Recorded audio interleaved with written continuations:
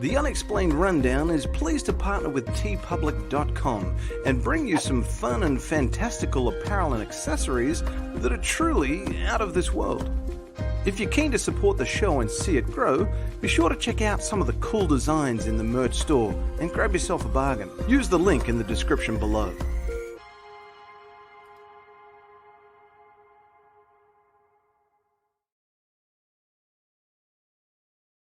Or concern you about the unknown and the unidentified flying objects? Oh, yes, we discussed it at every conference that we had with the military, and they never were able to make me a concrete report on. Do you have anything on the subject, sir? No, I haven't had anything on the subject, and there's always things like that going on. The flying saucers, and we've had other things, you know. For years, the world has seen reality distorted, facts manipulated, and truth hidden. But there's even more to the story than anyone has ever suspected. Because no one has been able to see the whole picture. Until now.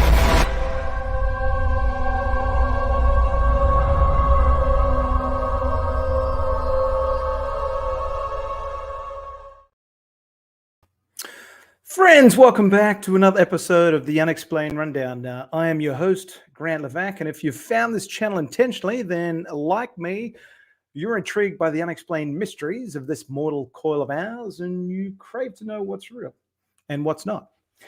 So this is a pretty, hopefully not as jam-packed as the last live stream that I did, folks. That went for a lot longer than I anticipated, almost 3 hours. So I'll endeavor to be for you to be out of here certainly in half that amount of time. So it won't be the longest of streams, but there is some key information to cover, and we're going to get into it in just a second, folks. But I want to say hello to some friends in the chat.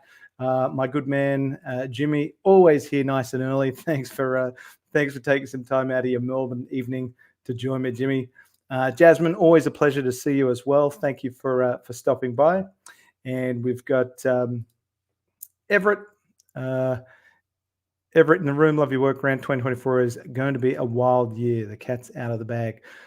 Fingers crossed. It's if the rumors are to be true, in that there are more whistleblowers and witnesses coming forward, then it certainly will make for an interesting 2024. And obviously, we had the National Archives is starting to release its tranches of information, which I think has only happened in the last week or two. So exciting times ahead.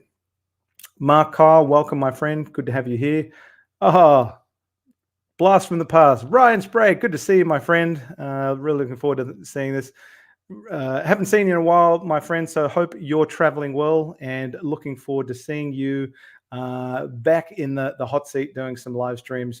We've well and truly missed you, my friend. So welcome back. Hopefully you are coming back relatively soon. So welcome, my friend.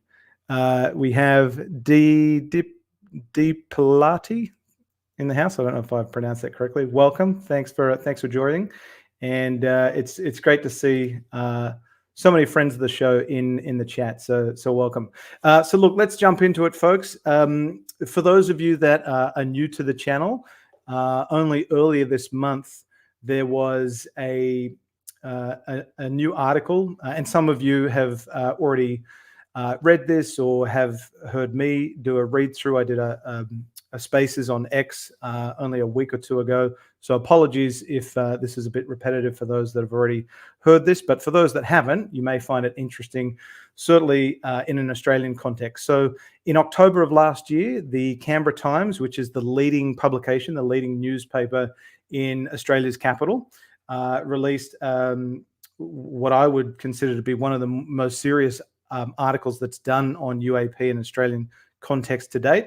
And back then in October, they were reporting on the fact that the Australian Department of Defence had ignored the Five Eyes briefing on UAP held by AARO back in May, because on the 19th of July of last year, the Australian Department of Defence, in its response to a questions on notice that Senator Peter Whish-Wilson had submitted, which was to the effect, did Australia attend the Five Eyes, a Five Eyes briefing did it receive or attend a United States briefing on UAPs? And the Australian Department of Defence responded on the 19th of July that no, Australia did not attend a United States briefing on UAPs. And as we know, fast forward to, well, let me get rid of that out of the way. Fast forward to the 15th of December, only a few months ago, in response to a follow-up question on notice that Senator Whish-Wilson had submitted, the Australian Department of Defence does a complete 180 backflip and says, yes, a defence representative at the Australian Embassy in Washington attended. So a complete 180 on its statement from July of last year. So earlier this month, on the 11th of February, again, the Canberra Times, the nation's Australian capital's leading newspaper, published a follow-up article, which I was grateful to be a part of, along with Ross Coulthart. And for those of you that have not read the article, I'll read it to you so you can get a sense as to what we cover off on. And this was it was on actually page 2 in the newspaper. So that's pretty significant. And I'll just hold it up on screen there so you can see it. After denials, Australia admits to UFO briefing. So it's on page 2, and that's significant because a lot of people that are in government and in defence, get that out of the way there, will more often than not read that paper on the way to work or on the smoko break or coffee break, whatever it might be, and that article would have been front and centre for a lot of folks. So the Canberra Times, let me show this article on screen for you. Here it is. So obviously, when they do the hard copy article, it often has a different title to that of the digital article. So Jamison Murphy on the 11th of February published this article, the digital version, which is exactly the same, just a different title. Defence admits attending UFO briefing after vigorous denials. Now, unfortunately, the Canberra Times is a subscription-only newspaper, but thanks to some sleuth work by some folks on X, they were able to track down a web archive version, which I'm going to read out now, and I'm going to just put up my fair use banner. We are educating the public and critiquing the content being shared, particularly because I had a hand in this article. I'm going to offer some insights and perspectives, so we are critiquing the content.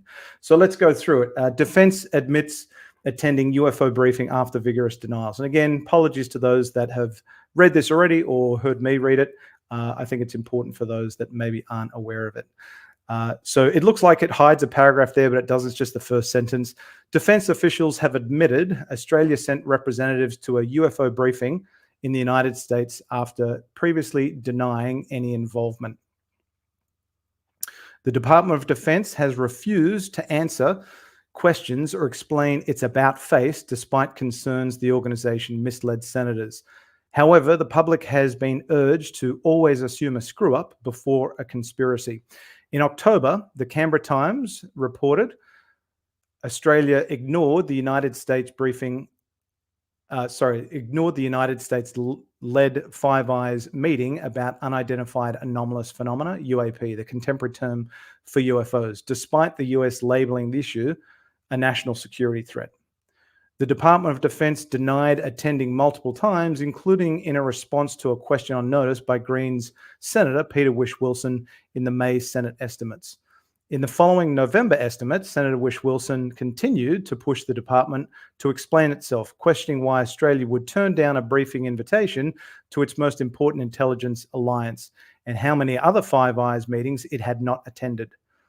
Quote, for what reason did the Australian Department of Defence decide that Australia, as a Five Eyes member, not attend AARO's Five Eyes Forum on UAP? Senator Peter Whish-Wilson said. In response, the Department of Defence backflipped on its previous answer. Quote, yes, being Australia was invited to the UAP briefing. Yes, a defence representative at the Australian Embassy in Washington attended, the department said. It's understood the Australian Defence Attaché based in the US attended the briefing, which was held in May 2023. However, the Department of Defence would not confirm the details and refused to answer any questions about why it had misled senators in its previous response. Ross Coulthart is an Australian journalist and one of the world's leading UAP investigators. He said it was quite plausible the Department of Defence didn't do its homework before brashly responding to the senator's inquiry. The first explanation, this is a quote from Ross, the first explanation is just incompetence. And they treated the inquiry with such disrespect, they didn't properly check with their defence attaché in Washington, Mr. Coulthart said. The worst explanation, the one that I don't like to think about, is that they were knowingly lying, and I sincerely hope they weren't. Quote, always assume a screw-up before a conspiracy. The bottom line is that they should have been more clear up front in the first place. Maybe it was just incompetence and they hadn't asked all the right questions, but it demonstrates they treat this subject with a flippancy and disregard that their American ally doesn't. Grant Lavac, an Australian civilian UAP researcher, said Defence's silence on the issue was concerning and called on the government to explain itself. Quote, what confidence can senators have that their questions will be accurately answered when the Department of Defence cannot even offer an explanation as to why it denied Australia's participation in the Five Eyes Forum, only to then make a complete backflip admission, Mr. Lavac said. It does not bode well for the government and the Department of Defence's commitment to transparency when accredited members of the news media and private citizens cannot even solicit comment and a simple explanation. The US-led Five Eyes Alliance consists of the United Kingdom, Australia, Canada, and New Zealand. The Canadian and New Zealand governments confirmed they had defence personnel attend the UAP forum. Australia's UAP policy has previously been criticised for being out of step with its closest allies, including the US, which introduced mandatory UAP reporting for defence personnel in 2021. The past 3 years, the US has held multiple congressional hearings and commissioned several reports, while the Pentagon has created a new division dedicated to researching UAPs. Other allies have acknowledged the unknown aerial phenomenon, including the UK, Canada, France, and Spain. The Canberra Times has previously reported Australian defence personnel don't feel comfortable reporting UAP sightings through official channels, and Freedom of Information documents revealed senior defence officials mocked the subject while preparing briefing notes. The Australian Defence Force stopped collecting reports of UAPs in 1996 after determining there was no scientific or other compelling reason to continue to devote resources to the recording and investigation of UAP. Despite the renewed interest in the topic from other Western nations, Australia has no plans to implement reporting mechanisms for pilots. So that is the article, the follow-up article that was done by Jamison Murphy earlier this month. I think it's a really significant article because it's the only media outlet to date that has challenged the Australian Department of Defence's complete, up to this date, lack of interest and appetite for engaging on the UAP subject, and challenging its statement back in July of last year, and then a complete 180 backflip admission in December. So I applaud Jamison Murphy and his efforts to exercise his due diligence in reporting on the UAP topic in an Australian context. And hopefully, and I'm confident that Jamison will continue to report on this topic. So let's now transition, and I know there's a couple of comments. And by the way, I just wanted to say a quick hello to, or I should say, acknowledge a couple of Patreon members, Jimmy Sikowski, Jasmine Sorok, we have Clint Feidler. Thank you guys for your continued support as Patreons. I really appreciate it. We have a new YouTube member, Fragfart, joined last month. So thank you to you all. If you are interested, anyone out there, you're interested in supporting the channel and seeing it grow, for a couple of dollars a month, you can support the channel. You'll receive some perks. There is a Patreon private chat which I know Jimmy, Jasmine, and I engage in conversation quite frequently there, and I'm able to share some information with them before anything is publicly released. Just one of the perks of being a Patreon. So if you're interested in going above the simple like, share, and subscribe, feel free to consider becoming a Patreon or a YouTube member, and you'll find links in the description in the show notes below on that. So let's now transition to a couple of responses that I received this week on Freedom of Information Act request responses that I received. And just want to see, I will, any questions that you want to throw in the chat too, folks, please do. I know Everett, no, it's not Q&A time. There will be some time for Q&A. So if you do have questions, feel free to throw them in the chat. I'll try and star them as we go, and we'll come back to them shortly, not too far away. So let me show a Freedom of Information Act response letter that I received this week. And we'll go into why it is significant. So, following the, I guess the backflip admission by the Australian Department of Defence on the 15th of December that yes, a defence representative at the Australian Embassy in Washington attended AARO's Five Eyes Forum on UAP. On the 20th of December, so only a few days after they revealed that information, I submitted a FOIA request to the Australian Department of Defence, and this was my request. I kindly request copies of Australian Department of Defence produced emails, including supporting file attachments and written correspondence that relate to and support the determination made by the Australian Department of Defence that, quote, a defence representative at the Australian Embassy in Washington attended, end quote, the Five Eyes Forum on UAP, led by the Director of the All Domain Anomaly Resolution Office, AARO for short, Dr. Sean Kirkpatrick, in May 2023.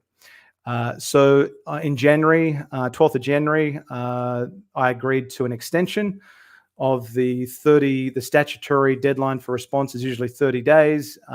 They requested an extension, and I said, yep, no problems. I'm happy to go ahead with the extension.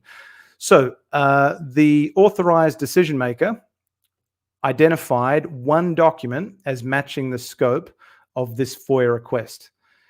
However, the authorized decision maker decided to refuse release, so refuse access to that one document under Section 7, which is exemption of certain persons and bodies of the FOIA Act. So for those that aren't FOIA fanatics like myself, and I'm just a student of FOIA, unlike the work that John Greenwald Jr. does, he's certainly been doing this for a hell of a lot longer than I have, and very US-centric. And I've been grateful that I've had a chance to learn a lot from John.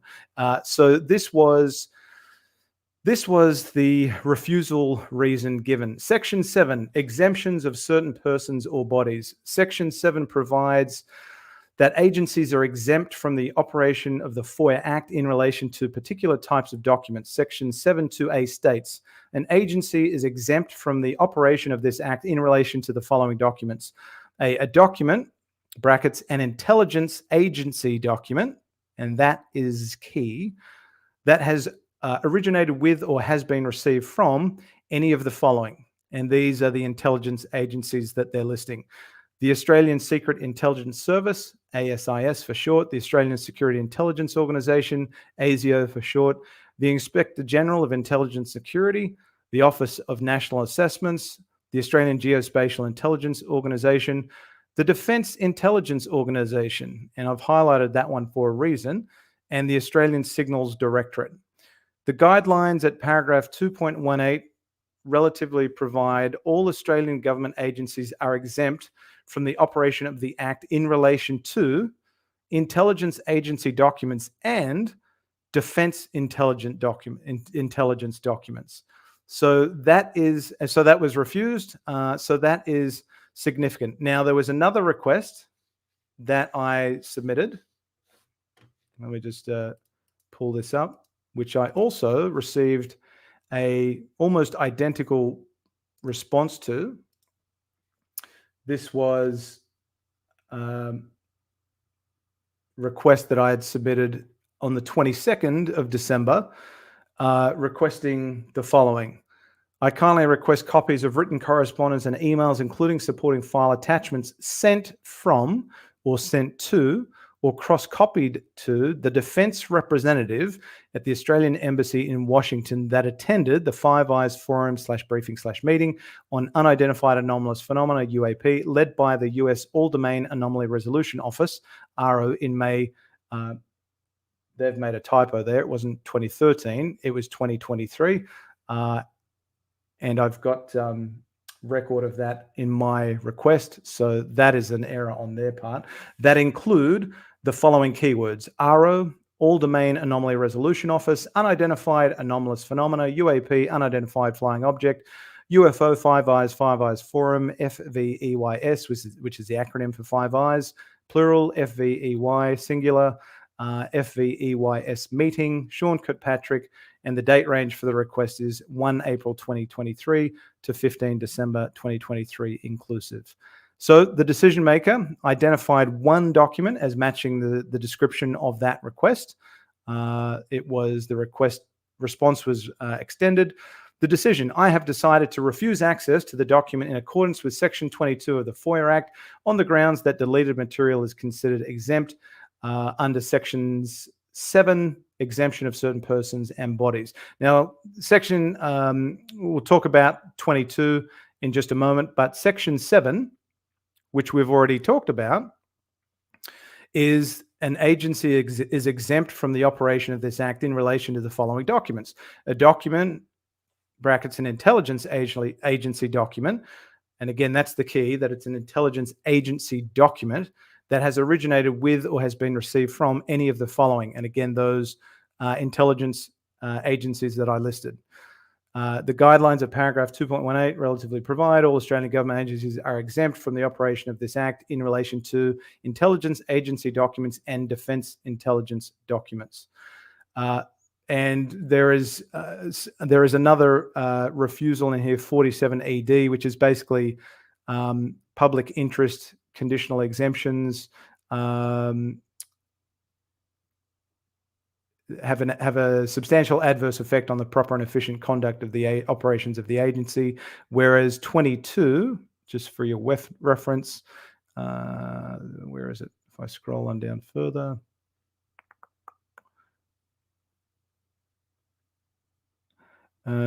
this is it. So they didn't really, even though the document was an intelligence agency document and they've refused release because it's an intelligence agency document, even with any other information that was in the email, they've decided not to reveal anything else because they want to protect the identity of the individuals named in the emails.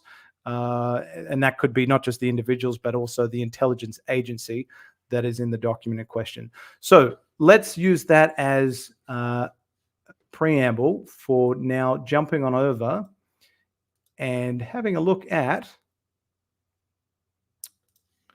well, who are those national intelligence community agencies that were referenced in both of those statement of reasons response documents? So there is a number of them. The National Intelligence Community brings together 10 agencies to protect and enhance Australia's security, prosperity, and sovereignty. Agencies work together in support of common Australian intelligence missions that address priority requirements of the Australian government. So if we kind of scroll through, ignore the Australian Criminal Intelligence Commission. That's not one that's appropriate for us. Neither is the Australian Federal Police. But potentially the Australian Geospatial Intelligence Organisation is one. They collect and analyse geospatial and imagery intelligence in support of Australia's defence and national interests. Geospatial intelligence, GeoInt, is intelligence derived from the exploitation and analysis of imagery and geospatial information about features and events with reference to space and time. Could that be the one that potentially attended the Five Eyes Forum on UAP? Or could it have been the Australian Secret Intelligence Service? They collect and distribute secret intelligence about the capabilities, intentions, and activities of individuals or organizations outside Australia. It does so to protect Australia and further Australian interests. Probably not so applicable to the Five Eyes Forum on UAP. What about the Australian Security Intelligence Organisation? ASIO is the nation's security service. They protect Australia and Australians from threats to their security. ASIO collects, assesses, and investigates intelligence on threats targeting Australian interests, including terrorism, espionage, foreign intelligence. It also provides protective security advice to government and industry and works with partners to strengthen public safety and disrupt attacks. Probably less likely that they were involved or attended the Five Eyes Forum on UAP. What about the Australian Signals Directorate? ASD is a vital member of Australia's national security community, working across the full spectrum of operations required of contemporary signals intelligence and security agencies. ASD provides intelligence, cybersecurity, and offensive operations in support of the Australian government and Australian Defence Force, ADF. ASD's purpose is to defend Australia from global threats and help advance Australia's national interests. It does this by mastering technology to inform, protect, and disrupt. Strong candidate for attendee of the Five Eyes Forum on UAP. Who else is there? Australian Transaction Reports Analysis Centre. No idea who they are. Not relevant. Defence Intelligence Organisation. DIO is the Department of Defence's strategic all-source intelligence intelligence assessment agency. DIO's analysts take information from a range of sources and transform it into reliable and incisive insights that help defend Australia and protect its interests. Department of Home Affairs, no, I don't think they'd be a candidate at all. Office of National Intelligence, situated at the centre of Australia's national security intelligence communities, ONI illuminates the future and helps safeguard the nation. We provide Australia with a strategic advantage through our forward-learning intelligence assessments, our innovative open source analysis, and by enhancing how the national intelligence community works together to address the challenges of today and tomorrow. And that is all of them. So which one do you think is the most likely candidate to have been represented at AARO's Five Eyes Forum on UAP? I've got a pretty good guess, and I'm pretty confident that it's an accurate guess, or I should say an educated guess. And I'll give you a clue as to who it is most likely to be. If we come back to that second document that we just looked at, and I'll highlight for you on the screen. It even says it in this Statement of Reasons response letter. It says, all Australian government agencies are exempt from the operation of the Act in relation to intelligence agency documents and defence intelligence documents. Which agency starts with those two words? The Defence Intelligence Organisation. So if I had to make an educated guess as to who attended the Five Eyes Forum on UAP, I would say it is the Defence Intelligence Organisation. And I'm highly confident in that in that conclusion, based on what is included in that Statement of Reasons response that I received. Now, let's have a look at briefly, well, who is the Defence Intelligence Organisation? Let's read up on them very briefly. The Defence Intelligence Group brings together defence intelligence functions to deliver priority-driven fused intelligence analysis and products. Defence Intelligence Group, DIG, delivers intelligence capabilities to support ADF, Australian Defence Force operations, and sets intelligence policies and frameworks to meet the essential intelligence needs of government and senior defence decision makers. DIG operates according to intelligence controls, including complying with the obligations of the Intelligence Service Act 2001, the intelligence mandate, and specific privacy rules as defined by the Minister of Defence. So, in Defence Intelligence Organisation, again, we know that they analyse information on global events from a range of sources. DIO produces timely and accurate intelligence assessments to assess assist the awareness and decision-making of the Minister of Defence and senior defence officers. Now, what is the challenge that we face with not just the DIO, but all of those intelligence agencies that I just mentioned? Well, unfortunately, when it comes to the Freedom of Information Act, who is exempt from the Freedom of Information Act? Of course, it would be the Defence Intelligence Organisation, as well as those other ones we talked about, the Australian Secret Intelligence Service, ASIO, Signals Directorate, Offices of National Intelligence. So we'll never get any information out of DIO, and we'll never really be able to, I believe, confirm the identity of the representative from the DIO that attended the Five Eyes Forum on UAP, and that's fair enough. I mean, I want to be respectful of the privacy of individuals within defence. With doxing so prevalent on social media, it's only fair that the men and women that do the good work and such a good job, and obviously put their lives on the line, whether it be the front line or doing some valuable work behind the scenes. I think it's only appropriate that their personal information is not disclosed unless it's going to help further the conversation. But again, we can conclude with high confidence that it was the Defence Intelligence Organisation that attended AARO's Five Eyes Forum on UAP based on the 2 statement of reasons response letters I got following my FOIA requests. So that is some information that is new as of really yesterday. I only received those response letters yesterday. So where the conversation goes next, will DIO, again, we're working on a conclusion of a high degree of confidence that it is DIO that attended. Will they be included in any future engagement led by AARO on the UAP topic? It certainly begs the question. So let's have a look at some of the comments that you've submitted before we get into the meat and bones of today's live stream. And I want to say, see if there's anyone else I give a shout out to. Let's have a quick look here. I'll leave some questions towards the end. Yes, indeed, Ryan Sprague. Dang, that's a pretty telling title, and how they denied it. Yep. So they Jamison Murphy certainly has done a good job at capturing the reader's interest off of the title alone. Eagles Fly, welcome, my friend. Glad to hear the government does take unknown aerospace incursion seriously. To a degree, it does, and we'll get into that in just a moment. We have Hayden joining from X. Welcome, my friend. So they don't even give out redacted versions of the requested documents. Interesting. No, if it's an intelligence document, they have the right to refuse release in its entirety.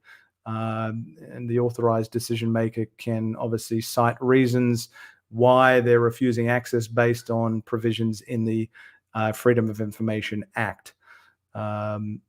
Everett's guess there was ONI. I had thought that the Office of National Intelligence perhaps was a good candidate, but I'm now again confident that it was the DIO, and JP is of the same assessment. Hayden, could or have you requested redacted version? So I can submit an appeal if there is a refusal response provided. I can submit an appeal, but just based on previous experience, I know that I've got no chance, none in Buckley's chance of getting anything from an agency that is exempt from FOIA. And, I've just learnt the hard way on that one. So not going to get anything out of the intelligence services. Mark G, welcome, my friend, from across the pond. Hello from Milwaukee, Wisconsin. Good to see you. All right, so let's jump into what I really wanted to cover off on in today's live stream, which really matches the title of today's episode. Australian Defence expands its engagement on UAP UFOs. So let's have a look at a Freedom of Information Act request that I submitted. When did I submit this? This was back in October of last year. So for anyone that's been following this channel, you'll know that a couple of years ago, I was able to secure for release through FOIA in Australia a Chief of Air Force brief on UAP. The most significant document that's come out of the Australian Department of Defence in more than 25 years on the topic. And since the release of that document, the Australian Department of Defence has been revising and updating that document. It's a Senate estimates brief. Basically, it's a briefing paper that is provided to the Chief of Air Force so that when he has to front up at a Senate estimates, which is kind of like a oversight hearing, budget and oversight hearing, when he is pressed by senators of the committee, of which Senator Whish-Wilson is a participating member of the Defence, Foreign Affairs and Trade Portfolio Committee, when the Chief of Air Force or members of the Australian Department of Defence are in the hot seat and they have to answer questions that senators ask them, they obviously need to come prepared to anticipate what questions are going to be asked and have some boilerplate talking points that they can rattle off. So the Senate estimates brief, the Chief of Air Force brief on UAP is kind of like a script, really, a briefing paper. It provides the Chief of Air Force with some background information on UAP, what's happening in the States, what's happening in Australia, historical Senate estimates, some key strategic narrative and talking points that the Chief of Air Force should stick to, the line of commentary they should stick to when they're in the hot seat and getting drilled or asked some questions. So my request was, on the 28th of October, I requested a copy of the current version of the document titled Unidentified Aerial Phenomena / Unidentified Flying Objects, previously identified as a document, a signed number.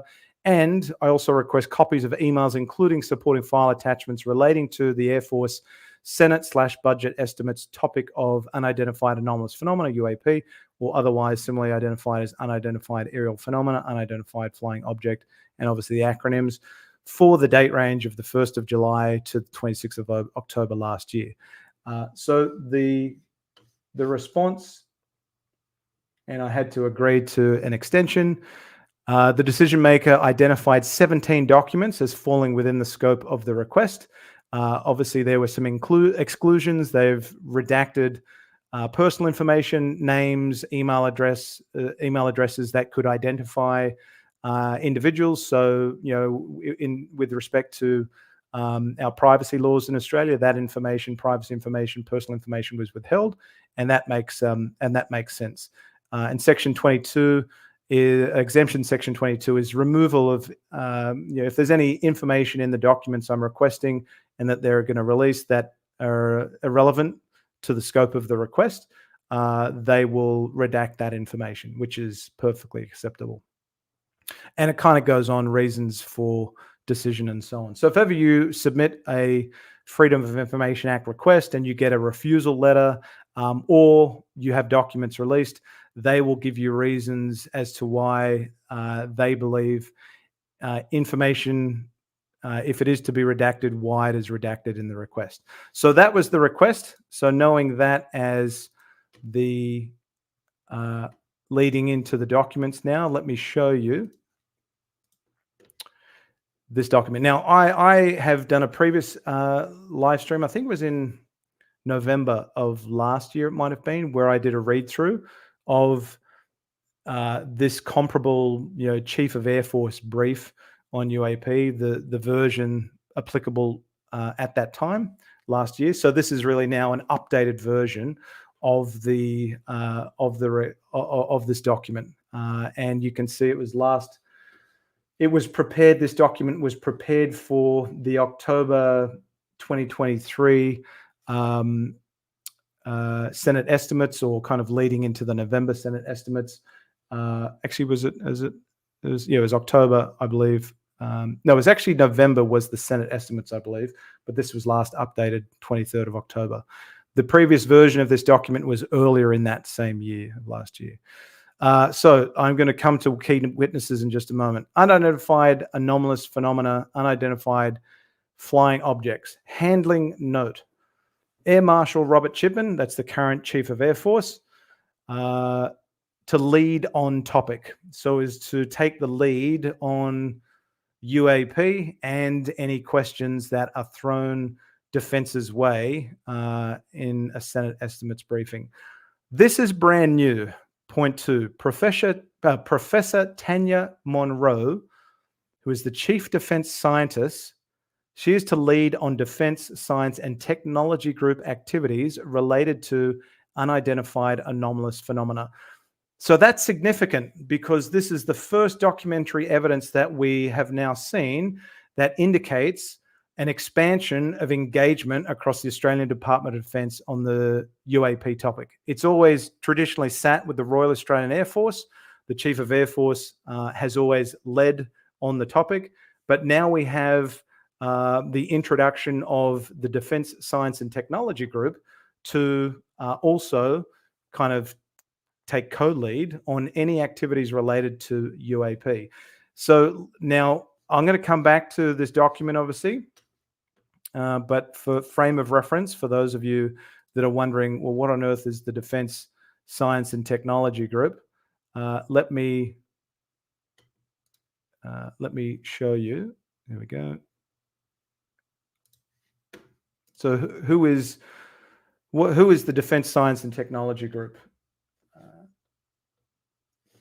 So acronym DSTG brings together interdisciplinary expertise from across Australia and around the world to address defence and national security challenges. Our role is to work closely with the Australian science, technology and innovation ecosystem to deliver scientific advice and solutions that provide capability enhancement for defence and the national security community. And so who is Australia's Chief Defence Scientist? Who is the lead or who heads up the Defence Science and Technology Group? It is Professor Tanya Monroe. And she commenced as Australia's Chief Defence Scientist in March 2019. And I'll just read the brief bio there. As Chief Defence Scientist, Tanya is head of Defence Science and Technology Group and Capability Manager for Innovation, Science and Technology within the Australian Department of Defence. In June 2022, Professor Monroe was awarded a Companion of the Order of Australia. My eyes are terrible. In for eminent service to scientific and technological development, to research and innovation, to tertiary education, particularly in the field of photonics, and to professional organisations. And it kind of goes on. She has a PhD in physics from the University of Sydney. She is a fellow of the Australian Academy of Sciences, the Australian Academy of Technology and Engineering, Optical Society of America, and the Australian Institute of Physics. She is a member of the board of the Commonwealth Scientific and Industrial Research Organisation, CSIRO. However, I think she concluded her tenure on the board only a few days ago, if not today. So that just gives you a sense as to who the Professor Tanya Monroe is and what is the Defence Science and Technology Group. Let's come back to our document and do a read through. So key messages. And I'm going to opine as we go through on this as well.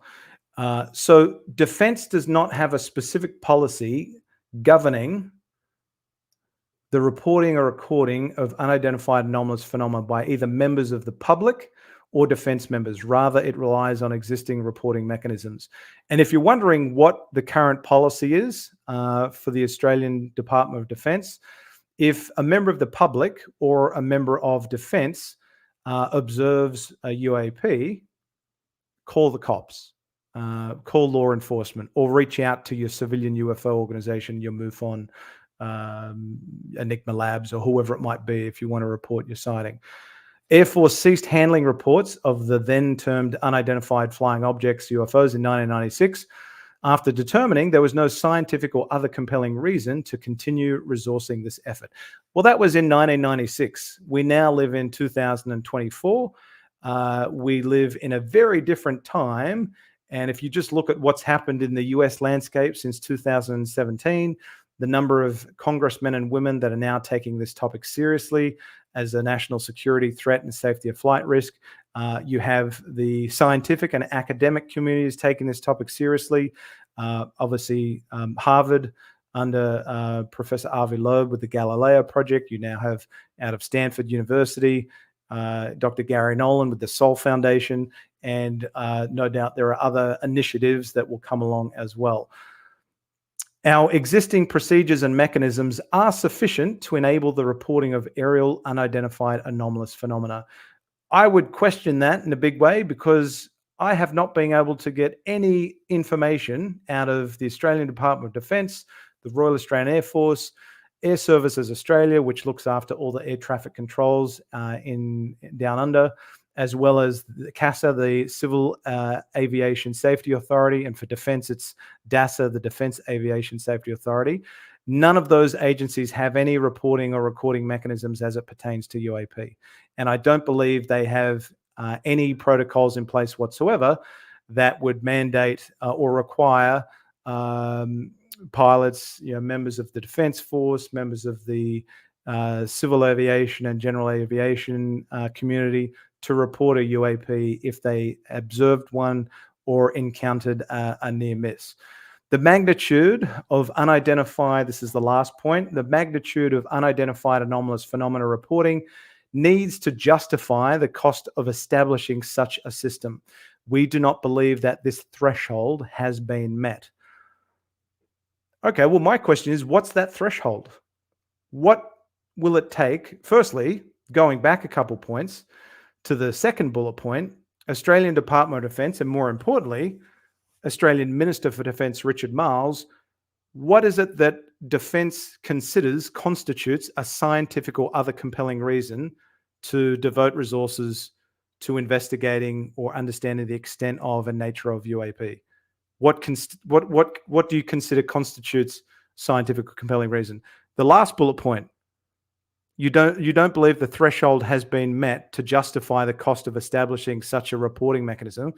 Well, what's that threshold? Is it 50 sightings that pilots have of UAP? They can't reconcile something they see in Australian airspace that could potentially be a foreign adversarial system. It could be something that is in that catch-all other bin that ODNI indicated in its preliminary assessment on UAP. And we'll talk about what's the threshold? Is it more than that? Is it 100? Is it 500? Is it 1,000 reports that you receive from men and women of the Australian Defence Force? I would love to know what the threshold is. Let's continue on to some talking points, and I'll get to your comments that you have as we go through. Talking points. So this is if the Chief of Air Force, Air Marshal Robert Chipman, and or Tanya Monroe, the Chief Defence Scientist for the Defence Science and Technology Group, if they're asked questions in a Senate estimates on UAP, here are some prepared talking points or a script that you can stick to get your point across confidently.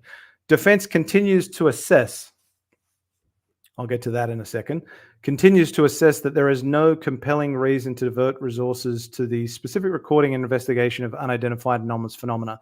This aligns resources with the priorities, mission, and objectives of defence. Fair enough.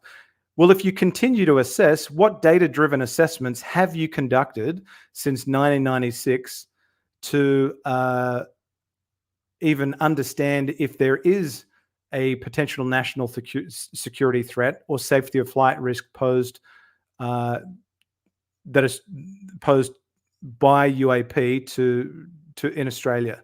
What assessments have you conducted since 1996 to reach that conclusion that there is still, almost 30 years later, that there's still no compelling reason to divert resources to the specific recording investigation of UAP? What data-driven assessments have you completed or have you done since 1996? And my guess is a donut, a zero. I don't think you've done any assessments. There are well-established air traffic control procedures utilized by military and air services controllers and aircrew for the management and reporting of airspace infringements.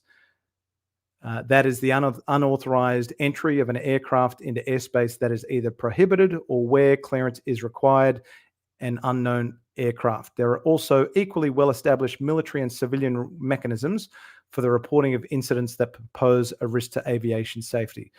Yes, as they pertain to known aircraft or maybe unknown aircraft, but not UAP. And what do we know can be attributed to UAP? Well, the 5 observables are things that we've been told time and time again. If it's truly anomalous, then there are 5 key signatures that folks should be looking for.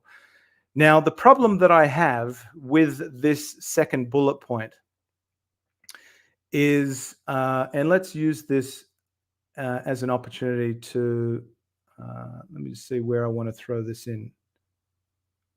I might as well, where will I put it? I might as well put it in now. So this was, there are well-established air traffic control procedures utilized by military and air services controllers and aircrew for the management and reporting of airspace infringements. Not so sure about that. This is from Ross Coulthart in only October of last year. This, funnily enough, the same month that this update was made to this document. This was at a Q&A event that Ross Coulthart did in Sydney that I had the good fortune of attending, and this is what he had to say when he was doing his presentation. A guy contacted me who was an F-35 pilot inside the Australian Air Force. And I'm probably revealing that he's one of, a couple of dozen guys in that conversation. But he wanted me to know that he'd seen anomalous phenomena. And I said to him, will you report this to your bosses? Because they're saying that they've got no evidence. And he said, what do you think? What do you think somebody like me should do when the head of my Air Force is telling a parliamentary committee that there is no evidence? He said, I'm getting the message that I shouldn't come forward with that evidence. This is the problem, is that there needs to be a free, open, transparent, unpressurized airing of this evidence, because there are so many people out there who want to provide evidence who feel intimidated about doing so. So if F-35 pilots are coming to Ross Coulthart and sitting in his living room saying, look, I'm concerned because there are things in Australian airspace that me and my fellow aviators cannot identify, and there's no chance in Buckley's of us reporting anything to higher ups because, one, there's no reporting mechanisms or protocols in place, and two, I don't want a blemish placed against my record because of the stigma that's associated with the topic. And I've been able to show that through documents that I've secured for release through FOIA, that folks in senior positions of leadership within the Australian Department of Defence and Royal Australian Air Force are taking the piss out of the topic. They think it is all science fiction. They think it's just an absolute, joke, essentially. So what confidence does that instill in pilots, F-35 pilots that see something in Australian airspace that they can't reconcile? They say see a UAP, they're not going to report it. And why would they, to be perfectly honest?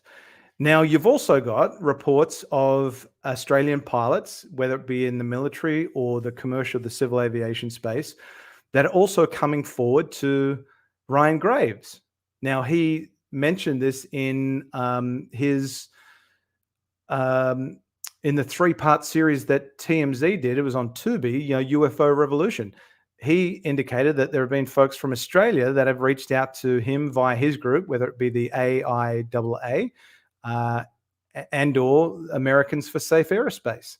So, what does that tell you about? I mean, that's the real national security threat right there. If you've got Australian pilots and aviators that are seeing things in Australian airspace that they can't readily identify, that maybe exhibit characteristics that are beyond known known capabilities of our own, Could it be foreign adversarial technology that's leapfrogged ours, or could it be something more exotic in that catch-all other bin?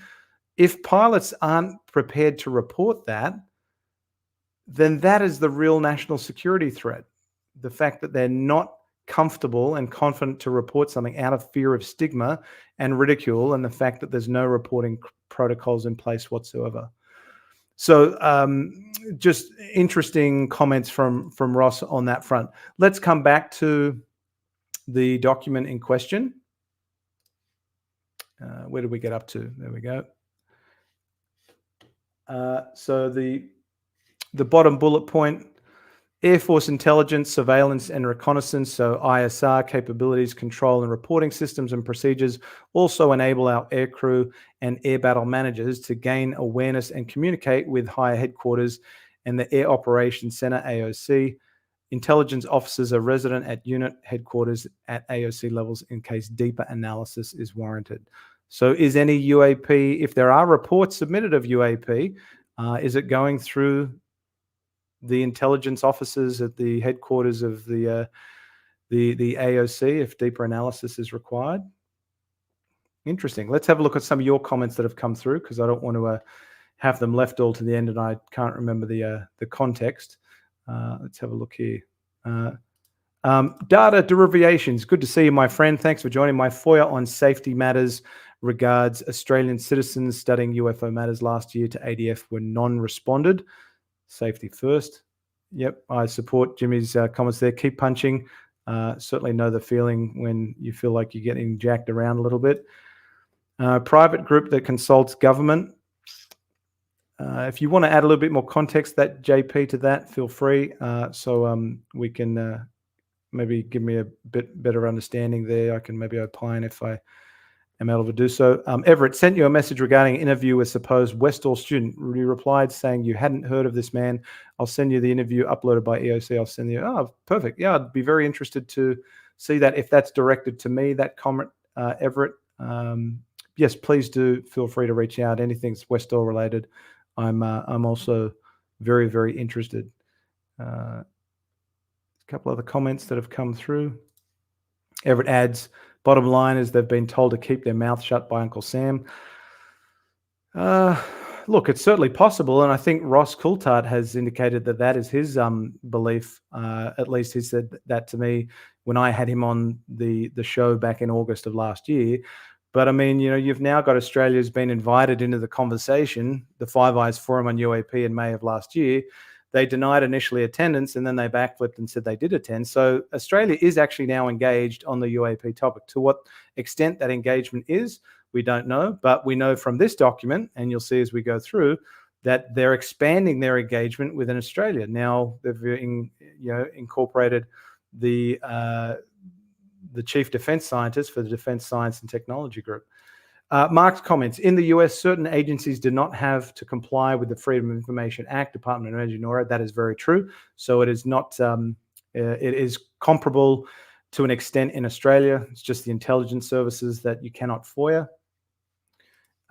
Does Australia have anything like that? Yeah, so I don't know of any of, other than the agencies you saw listed in that document from before. I don't know if there are any others that are exempt from FOIA, but those, as you would expect, you know, in the intelligence services, part of their mission is to obviously protect safeguard Australia's secrets. So, it's just frustrating that you can't get a whole lot out of the intelligence community, at least for 25 years.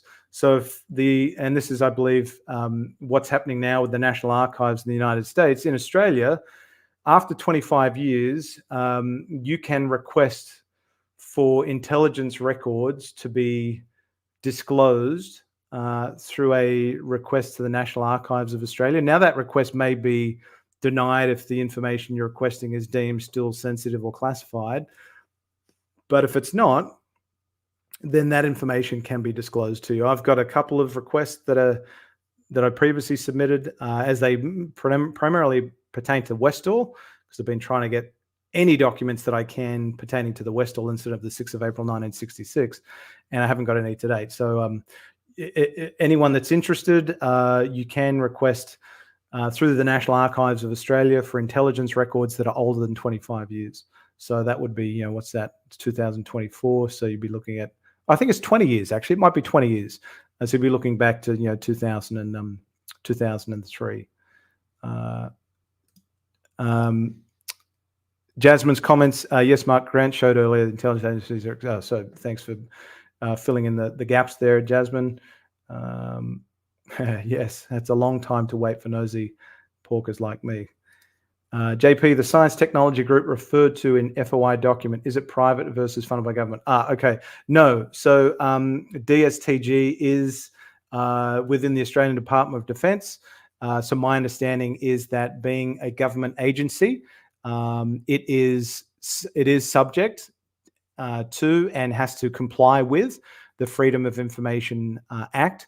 And you can bet your bottom dollar that I have a number of FOIA requests prepped and ready to go following the release of this document from yesterday.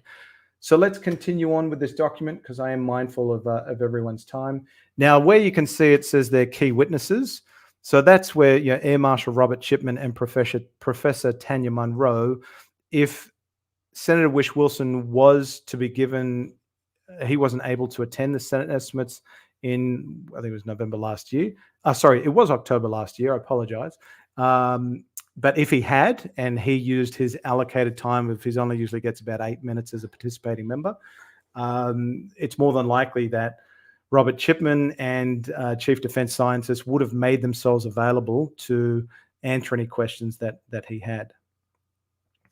So let's continue on. These are continuation of talking points. The United States, US Department of Defense, DoD, considers that anomalous detections include, but are not limited to, phenomena that demonstrate apparent capabilities or material that exceed known performance envelopes. So we're kind of, what we in the community know as the 5 observables, but obviously there's other things that they would consider it from a scientific standpoint. There have been no reports of Air Force observations or sightings over the past 10 years that would meet this definition. What about beyond 10 years? And is a big part of the reason there the fact that you don't have any reporting protocols or mechanisms and the walls of stigma that still unfortunately exist around this topic. You only have to remember back to November of 2022 when our current Minister for Foreign Affairs, Senator Penny Wong, completely played the ignorance is bliss card and showed such arrogance when she interjected to a question that Senator Whish-Wilson was asking. And you know what? Let me see if I've got it. For those that have not seen this video, it's probably not a bad idea to play it for you. Just for your frame of reference and context. So let me pull this up. Which one was it? There we go. See if I've got it. I may not have it ready to go, which is a bugger. Actually, you know what? I do have it ready to go. Let me just pull it up for you. Where is it? Here it is. This is it. Is that it? No, that's not it. Oh, make sure I got the right one. Here we go. So let me just play this, folks, so you can see what this looks like. Just give me 1 sec while I prep this one that's ready for you. And again, this is just for the frame of reference of those that, if you're wondering, if there's a degree of stigma that's still associated with this topic, unfortunately, there absolutely is. And here is a prime example of that. There we go. Okay, let me just pull this into view for you. I did raise this with the previous Air Marshal as well of US military exercises being cancelled because of concerns around air safety and observations of UAPs. Is this a UFO question? You could call them a UFO if you like, Senator Wong. They're now technically So just so classified as I'm clear. unidentified aerial phenomena. Or do you think it's funny? I haven't been here for, I don't think I've asked questions about this. Okay, well, I'm not sure we I am can. asking. Can we assist at all, the Senator? So unfortunately, that's very much the line of thinking and the attitude that a lot of folks in government and the Australian Department of Defence, to be quite honest, continue to have to this day on UAP. In Senator Penny Wong's case there, that it was just beyond the committee that such a question be asked on UAP, despite the fact that our closest ally and Five Eyes partner is taking the topic seriously from a national security threat and safety of flight risk. So that just demonstrates, obviously, the stigma and ridicule that still plagues this topic in Australia, sadly. The next bullet point, we are aware of the All-Domain Anomaly Resolution Office, AARO, within the US DoD and monitor their reports. Defence takes all threats to aviation safety or national security very seriously. However, noting the multiple reporting mechanisms already in place, there would need to be UAP reporting of sufficient volume and credibility to justify consideration of allocating resources to establish a body similar to the AARO in the Australian context. Again, what is the threshold? And before you, and this was the whole purpose of my petition that I submitted to the House of Representatives, asking for the House of Representatives and the Australian Department of Defence to, at a minimum, conduct a complete review of its current position on UAP. Because again, there has been no evidence presented to date, no documentary evidence of any data-driven assessments that the Australian Department of Defence, Australian government has conducted to affirm that statement, that it still finds, almost 30 years later, that there's no scientific or other compelling reason to devote resources to the investigation of UAP. So what are those assessments that you say you continue to assess that there's no scientific or other compelling reason? Well, what are those data-driven assessments that you've done since 1996? And what is the threshold that would warrant potential implementation of some form of an investigatory body in Australia to investigate UAP? It's two important questions that I think are worth getting an answer from defence leadership on.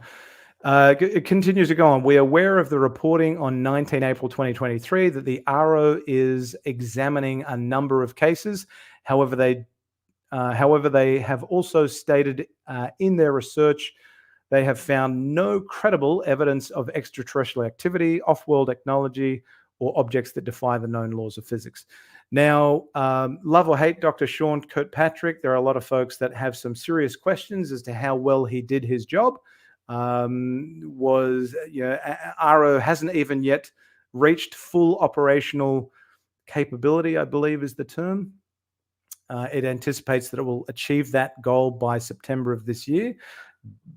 But there are many that that are of the opinion, including my own, myself, that AARO has been very reactive and not proactive in completing its mission. I mean, look how long it took them to get a basic website up and running, and we know that Ronald Moultrie has actually just announced only 2 days ago. He was basically the former boss of former AARO director, Dr. Sean Kirkpatrick. He's now retiring. He's leaving the US Department of Defense. You can bet your bottom dollar where you think he's going to go. Probably rhymes with Mattel. I believe that is where he will be headed, or at least to a well-known defense contractor. It goes on to say with the next bullet point, the AARO has stated that a very small percentage of UAP reports display signatures that could be reasonably be described as anomalous. The majority of reports they have examined demonstrate mundane characteristics of balloons, unmanned aerial systems, clutter, natural phenomena, or other readily explainable sources. Well, the anomalous ones are the ones that we want to know about. We don't want to know about what Dr. Sean Kirkpatrick coined as an SEP, someone else's problem, when they'll be able to identify it and resolve it we don't want to know about those. We want to know about the truly anomalous ones, the ones that have been described as anomalous. It then brings into the Defence Science and Technology Group. Defence Science and Technology Group does not conduct specific research and development on UAP and is currently not funded to do so. Defence Science and Technology Group aligns with Air Force's position that there is no scientific reason to conduct research on UAP. Defence Science and Technology Group provides support to the ADF to identify and classify objects detected by sensing technology and currently has in place projects aligned with the requirements of the Defence Strategic Review to improve sensing and intelligence gathering in support of defence of Australia and its interests. Defence Science and Technology Group works with allied scientists.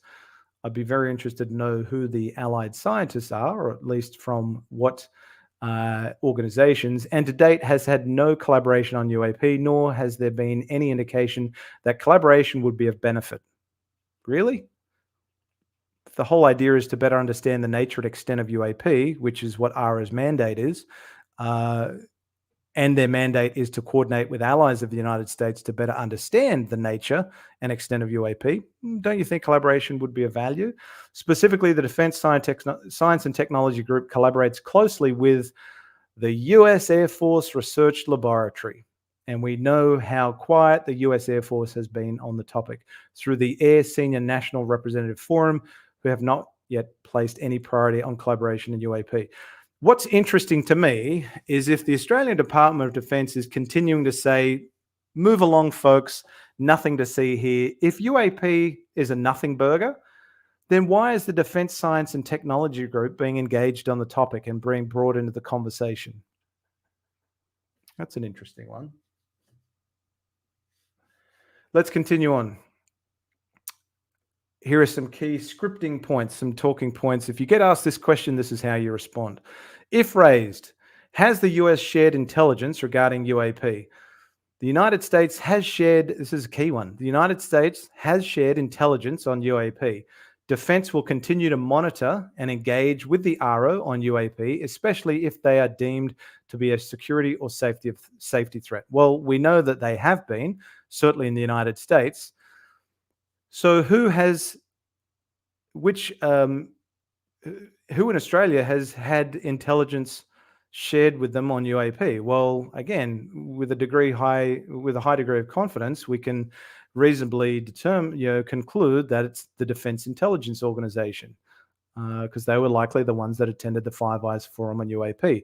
Defence will continue to monitor and engage with the AARO. Well, who in Defence will continue to monitor? Will it be the DIO? Will it be the Defence Science and Technology Group?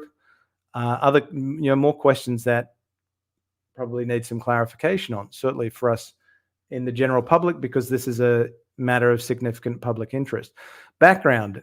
On 14 September 2023, the NASA UAP Independent Study Team commissioned on 9th June 2022, that was commissioned on 9th June 2022, published its final report. While the AARO leads the US whole of government response to UAP, the team recommended that NASA play an essential role within that framework. The team's overall recommendation for NASA from its report was that the agency play a prominent role in the government's effort to understand UAP by furthering the study and data collection of UAP. A summary of the report's key points follow. Despite numerous accounts and visuals, the absence of consistent, detailed, and curated observations means they do not presently have the body of data needed to make the definitive scientific conclusions about UAP. And to build on that, we know only from the US Department of Defense Inspector General's report that it released only, was it last month, that it had actually released to Congress in August of last year, that it's an absolute cluster F at the moment across the United States Department of Defense. There is no uniform or consistent policies or procedures in place for the reporting, analysis, reporting of UAP observations, analysis of data, anything. It's a complete mess at the moment still across the United States Department of Defense.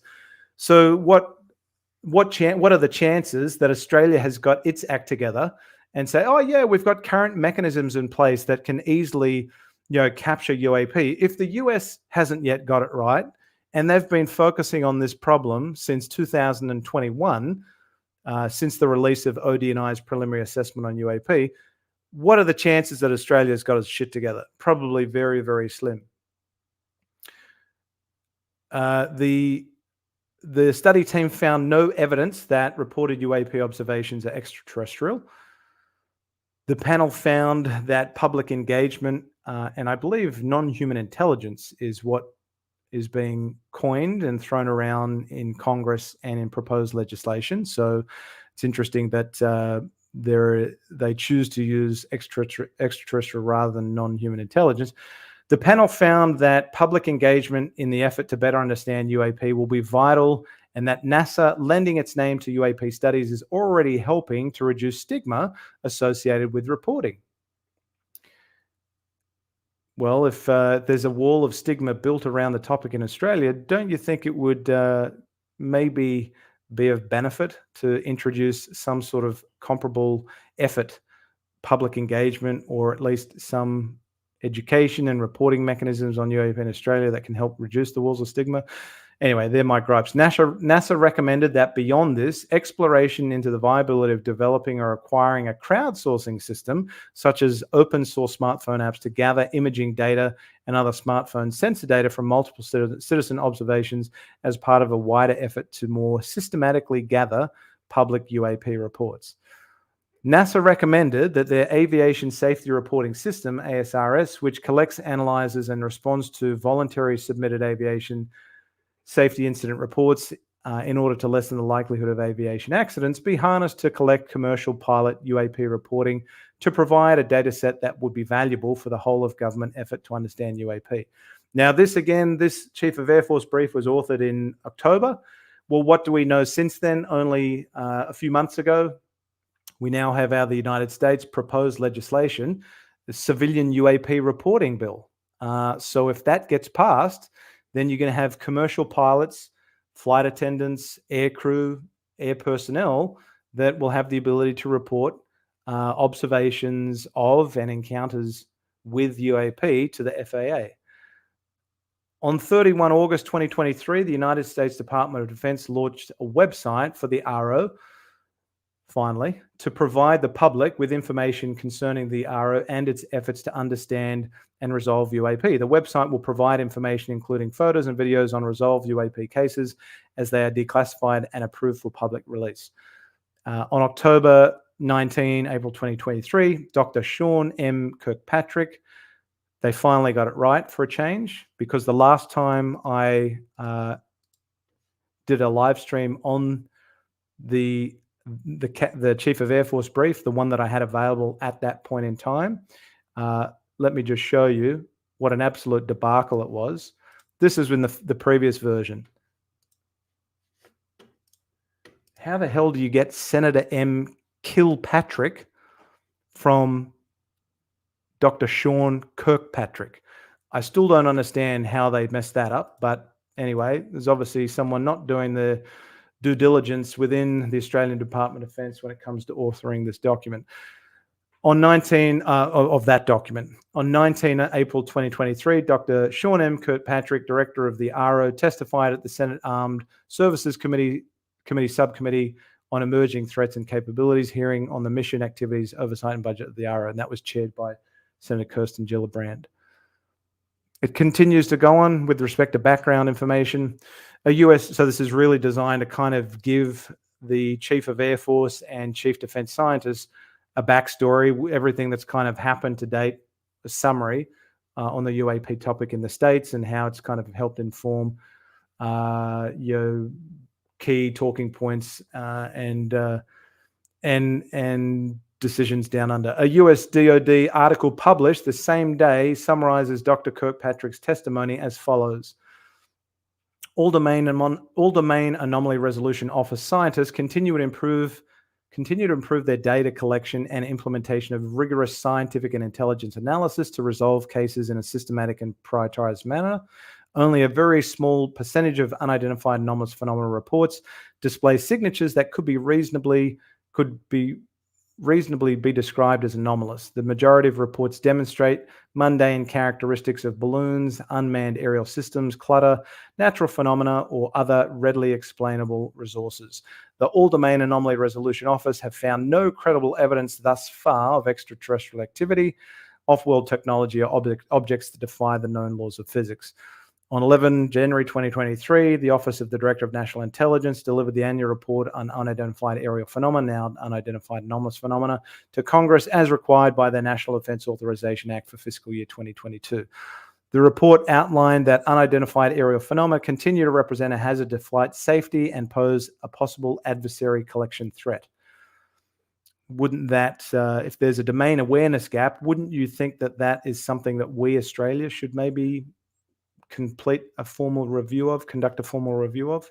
Again, what data-driven assessments have they done since 1996 on UAP? I doubt they've done any. Since their publication of their preliminary assessment in June 2021, unidentified aerial phenomena reporting has increased. However, could be attributed to a concentrated effort to destigmatize the topic. Well, maybe that's why there have been no reports in the last 10 years of unknown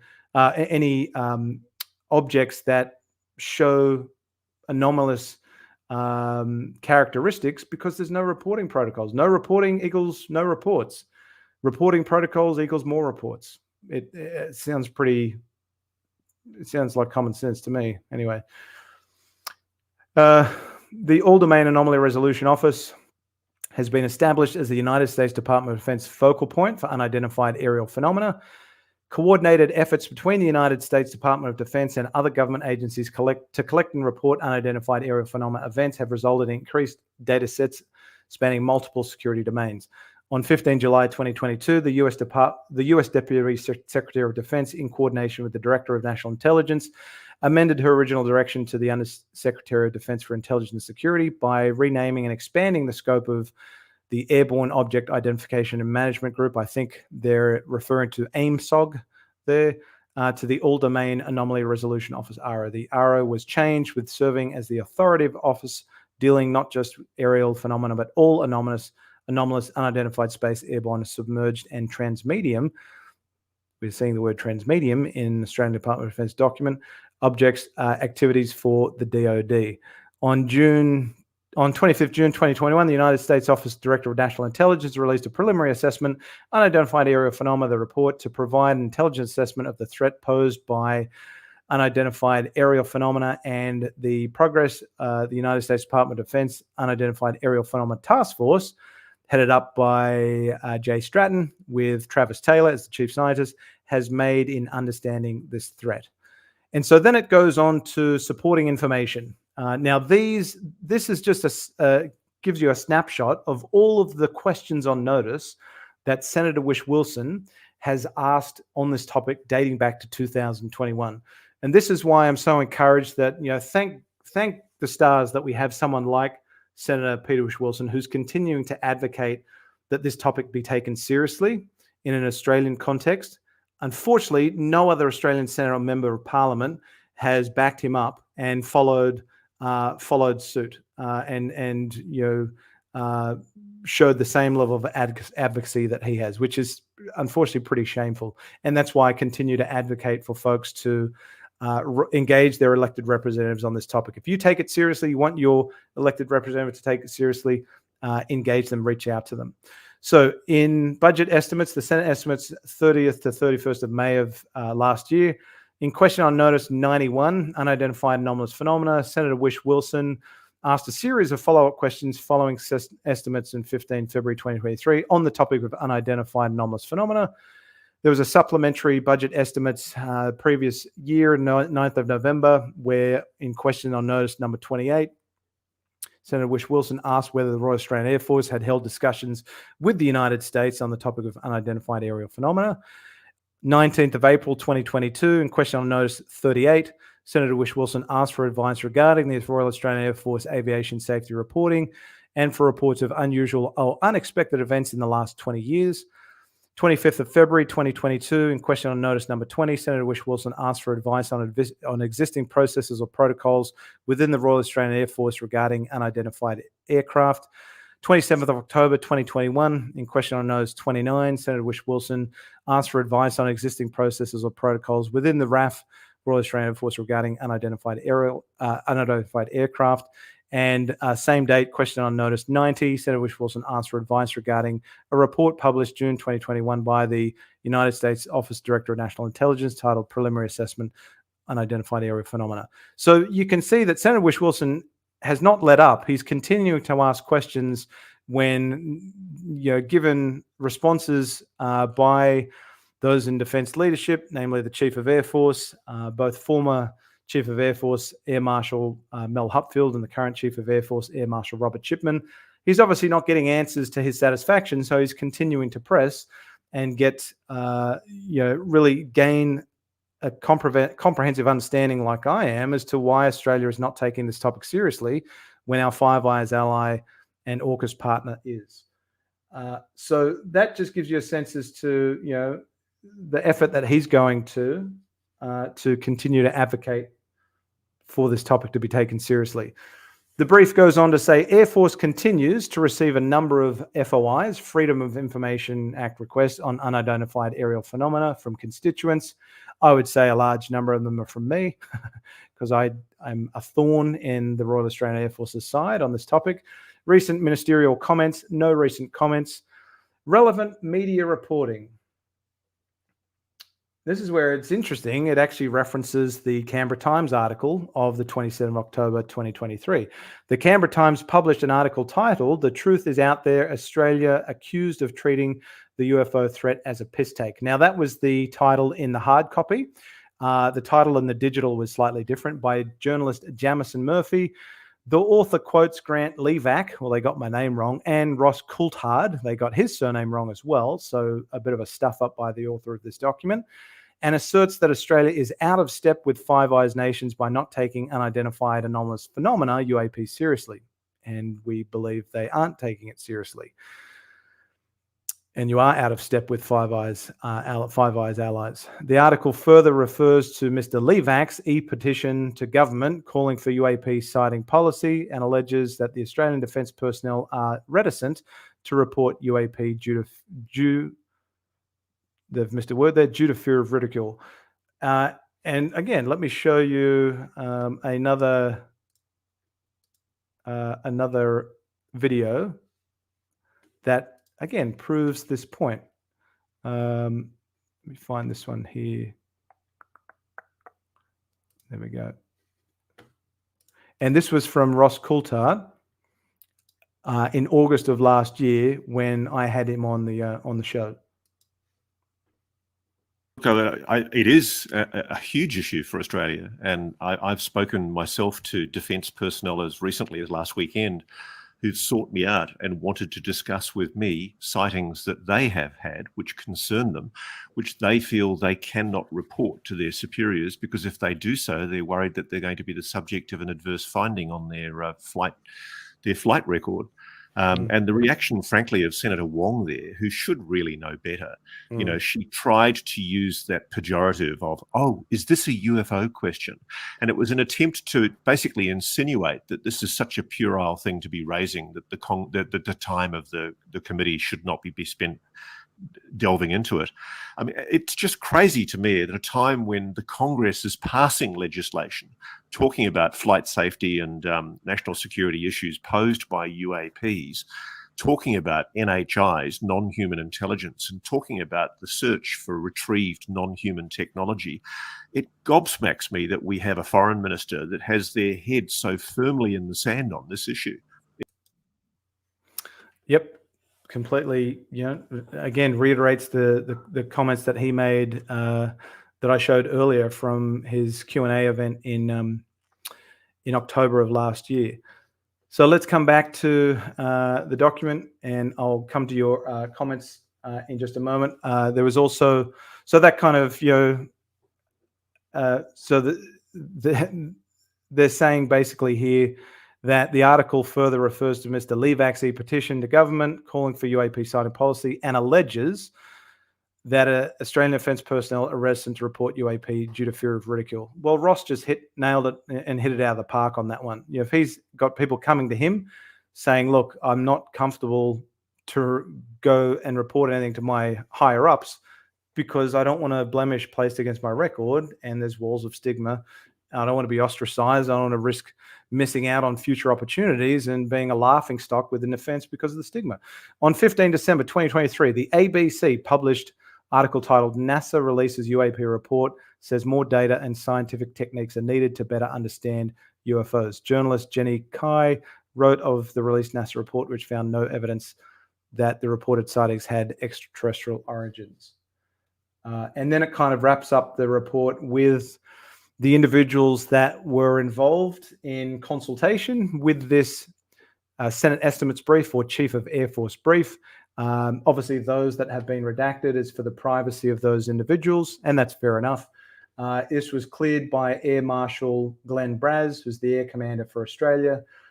Consultation was with the Air Commodore James Badgery, Chief of Staff for Air Force Headquarters, Air Vice Marshal Wendy Blythe, Head of Air Force Capability, Defence Science and Technology Group, Mr. Andrew Seedhouse, Chief Cyber Intelligence and National Security, and it was cleared by Air Marshal Robert Chipman, Chief of Air Force, 23rd of October 2023.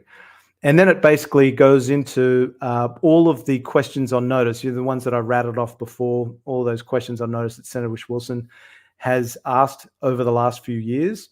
It goes into detail of what those questions were and what the answers were.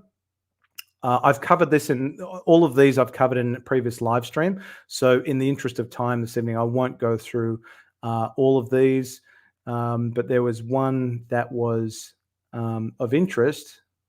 If I can just find it for you. Here we go. Is this one. So what records of observations or sightings of unidentified aircraft, unfortunately didn't say UAP, so unidentified aircraft, have been made over the past 20 years? And the response was there are, actually, and then it goes on, to say what records of unusual or unexpected events have been made through the RAF aviation safety reporting procedures over the last 20 years. The response is there are no records of observations or sightings of unidentified aircraft made over the past 20 years. There are no records of unusual or unexpected events made through the RAF aviation safety reporting procedures over the past 20 years. But it referenced only in the last 10 years in the earlier in the brief. Now that pertained to UAP, anomalous activity. So it could be that the semantics card being played there, 20 years, 10 years, depending on what was being asked. But again, no identified aircraft that's been reported in the last 20 years. I find that incredibly hard to believe. But again, that's just me. And again, I've covered all of these questions on notice and responses in previous live streams. So I'm just going to skip through these because I now want to come to the documents, the emails that were included with the release documents because there are some real interesting nuggets in here. But obviously I want to give folks a chance to get their comments heard. So let's have a look. Telekinetic, thanks for joining. Might be slightly off topic or Nimitz radar data would give conclusive insight into anomalous flight characteristics not matching any registered aircraft, would show intelligent control goes beyond our material science. Nimitz is a really interesting, and if you guys haven't seen it, credit to these guys. Mick West and Marek von Rennenkampf did a really positive and constructive, had a really positive and constructive conversation only a few days ago on Mick West's channel. They were talking about, they had an ATFLIR technician, an expert, come on and answer questions that they had pertaining to the analysis that both Marek and Mick had done on gimbal, Go Fast, and FLIR 1, the Tic Tac video from the Nimitz incident. So if you haven't seen that, I encourage you to have a look. It's a really, really interesting conversation. And kudos to those guys for having a respectful discussion and proving to UFO X and UFO Twitter that civil discourse is not dead. Telekinetic, NASA and AARO just won't ask for the radar data. And thank you, Telekinetic, for becoming a YouTube member. I greatly appreciate your support. Thank you, my friend, for joining. Data derivatives. I'm actually celebrating, Jimmy. Then no reply has given me more punch power. This is pertaining to requests that you've submitted, obviously. While it's a disgrace, it will continue to serve disclosure efforts for years to come all over the world. Best of luck and continued success with your efforts, data derivatives. I know that we've had some correspondence in the past, so I hope that you get some traction with what you've put together thus far and what's important for you to get answers on.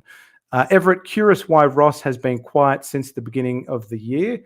I suspect he's just been incredibly busy. He's now partnered with News Nation, obviously. He made that announcement last year. And it's not just the UAP topic that he's reported for News Nation on. Some folks will know that he did a story on the JFK assassination for News Nation, and I suspect that he's just got plenty of other priorities in between his News Nation responsibilities. He's also got Need to Know with his partner in crime, Bryce Zabel. So I suspect he is just a very, very busy man. So let's now, I want to, with the time that we have remaining, because I want to kind of keep this under the 2-hour mark for us today, let me just walk you through some of the important emails. And, this document release, it was 41 pages. And I'm going to post this, by the way, to Google Drive. So if you want to, I'll put it in the description below after this show. And I'll also, I'll put it out in a post on X, formerly Twitter. So if you want to have a look at these, you can. These will be released through the Defense Disclosure Log probably in the next week or two, because I only got these documents yesterday. So everything that is released through FOIA is made publicly available via the Defense Disclosure Log, and I'll put that in the description as well. So if you want to look at the Defense Disclosure Log, you can. So let's jump to. I want to have a look at page 19. This one. Let's make sure I'm on the right. We're at document 5. Here we go.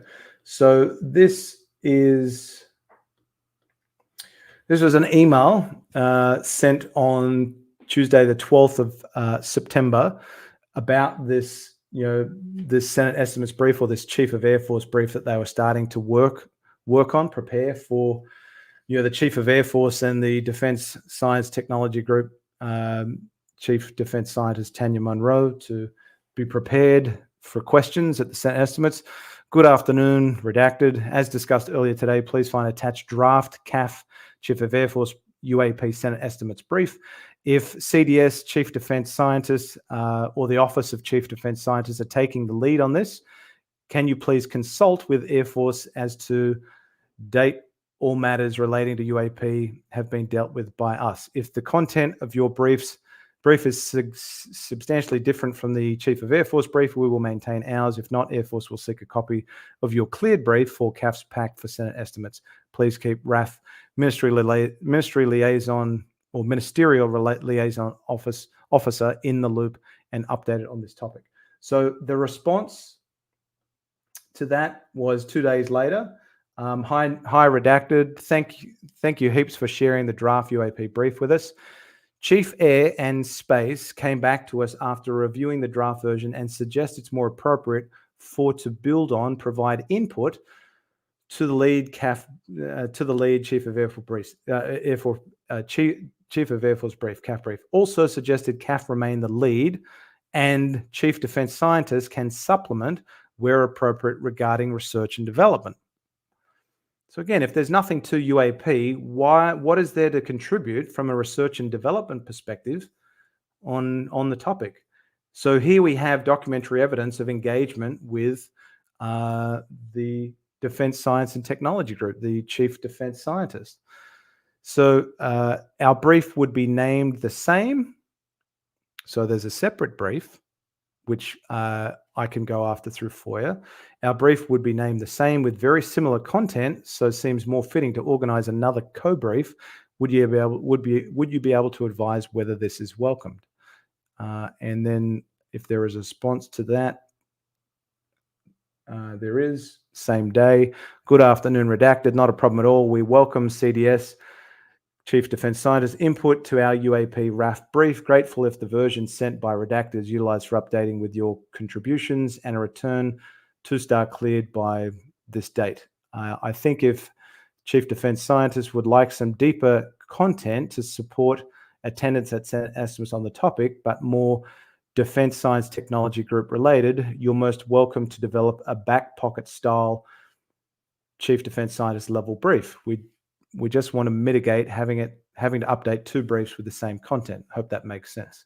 What certainly does to me, it sounds like there are 2, and I think this is one that we won't worry about. There's potentially another brief floating out there as it pertains to the Defence Science and Technology Group for the Chief Defence Scientist.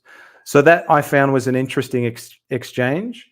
Let's move on down to document 7, which is, we'll start it here. And this is in chronological order nicely. So Wednesday, 20th September. Hi, redacted. Tracy asked if I could send this through to you with HAC, that's Head of Air Force Capabilities Feedback. That's Wendy Blythe. Happy to help if needed. 20th of September, so that's same day. Only a few minutes or less than half an hour later. Updates attached. I provided response comments to HAC's comments in the PDF. This is only for history context. Should we be asked why we removed edited, don't take comments on board. You can push to SOD CAF now. I'm not too sure what that acronym is. And then we come, so that was why that document is, why that exchange I believe is significant is because it's indicated in this email that the Head of Air Force Capability made comments, maybe some markups in the PDF. So is that potentially FOIAble? Is the Head of Air Force Capabilities, comments, whether they're digital or handwritten, is that FOIAble? It's certainly worth me exploring that route. Let's come down to the next document, which is this one. 21st of September. Good morning, redacted. Please find attached updated UAP Senate estimates brief for re-inclusion in DCAF's, again, not sure what that acronym is just yet, DCAF's clearance pack following receipt of input from Defence Science Technology Group. Highlighted information is from Defence Science Technology Group. So there are obviously some markups where there are some comments made. And again, is that information FOIAble? But there is, again, direct evidence of input from Defence Science Technology Group and engagement with Defence Science Technology Group on UAP. But this is the key one. This is... actually, no, it's not this one. We'll go to the next one. Sorry, it's the next one that I wanted to get to. This one. There we go. Okay, so now we have, fast forward to almost a month later from that last email we just read, Monday, 16th of October, obviously getting pretty close to the Senate estimates date. Good morning. I'm seeking, again, we don't know who this email is to, so that information's obviously been, it's to the Royal Australian Air Force Ministerial Liaison Officer. We just don't know who it's from. That information's been redacted for that individual's privacy, and that's a fair call. I'm seeking information regarding details pertaining to unidentified aerial phenomena. So they obviously hadn't, acknowledged the change to unidentified anomalous phenomena, this individual. That was mentioned in a Senate estimate by Air Force. I'm unsure of how long ago. The Australian Space Agency, The Australian Space Agency is requesting this information for a brief. Would you be able to provide it to me or if necessary, direct me to the right person who can assist me further. Many thanks in advance. So now we have documentary evidence that the Australian Space Agency is now engaged on UAP in an Australian context. Now, my previous efforts to seek comment from the media team at the Australian Space Agency have always fallen on deaf ears. After NASA's public meeting with the UAP independent study team in May of last year, I reached out to the media team at the Australian Space Agency to basically ask, if NASA called on its allies to assist its efforts and coordinate with allies to better understand the nature and extent of UAP, would the Australian Space Agency be willing to answer the call? And their response was, the Australian Space Agency is not in any position to provide comment on NASA's endeavours, or I'm paraphrasing. So now that was in May. Fast forward to obviously, less than 6 months later, and you've got the Australian Space Agency is now wanting information on UAP from the Royal Australian Air Force, Australian Department of Defence, and for its own briefing. So that is definitely FOIA-able. So I can go after any briefing document that was prepared by or for the Australian Space Agency. And the fact that you've got Defence Space Command, that's the one sending this email, well, there is stuff that I can FOIA for this Defence Space Command as well. And it doesn't have to be just me. If you're interested in submitting FOIA requests based on anything that I'm posting here, and again, I will post a link to this document so you can download it from Google Drive ahead of its release on the Defence Disclosure Log, you certainly can.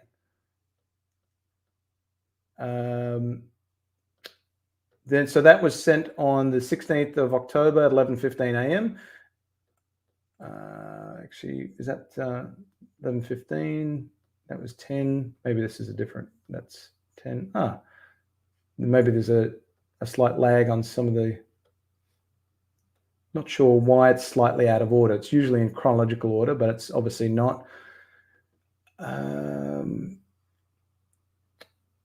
I don't need to worry about. There's nothing of significant value in that one there. This is what's 16th of October. So obviously it's the same day, but later in the day. Hi, redacted. Just another thought. Would it be possible to get the uncleared version? And they're talking about the unidentified area phenomena Senate estimate brief. Uncleared version. So what does that mean? Does that mean there's a classified version of the Senate estimates brief, the Chief of Air Force brief on UAP? Uncleared version, on the proviso that it will be cleared and none of that information will be publicly released by the Australian Space Agency until CAF clearance is issued. It's to assist with talking point preparation for a briefing on the topic. So again, further documentary evidence of engagement with, involvement with Australian Space Agency. Now, a couple of points that are made here. So uncleared version, begs the question: is there a classified version? Which, if there is, again, if Royal Australian Air Force and the Australian Department of Defence are saying since 1996, move along, folks, nothing to see here.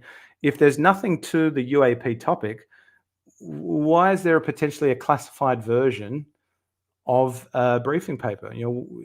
A version that contains potentially classified information that has been uncleared for public release. Again, it begs the question: if there's nothing to this topic, then why have you got the Defence Science and Technology Group engaged on the topic, along with the Australian Space Agency, along with Defence Space Command, and you've got potentially a classified version of the Chief of Air Force brief on UAP?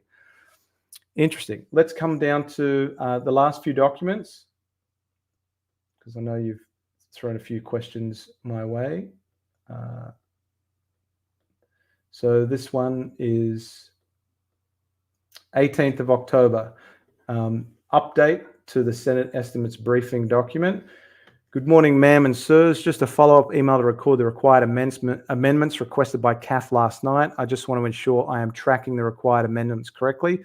Please provide as soon as you can. If you have any additional notes or corrections in the interim, we will task out to the relevant staff officers to get the process rolling this morning. CAF Chief of Air Force would like all briefs complete and ready for his review on Monday 23rd. Could we please have the drafts back to RAF Ministerial Liaison Officer by this date?